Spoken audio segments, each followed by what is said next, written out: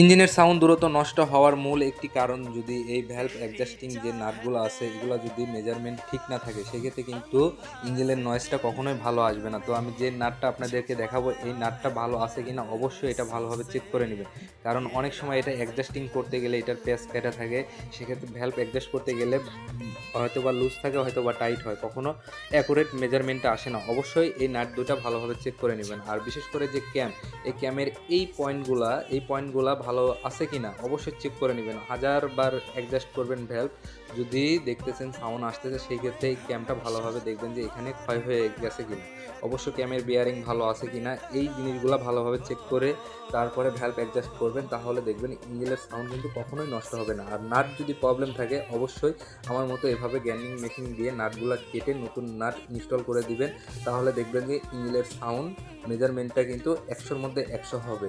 তো এই সিস্টেমে কাজ করে নেবেন, ওকে হয়ে যাবে।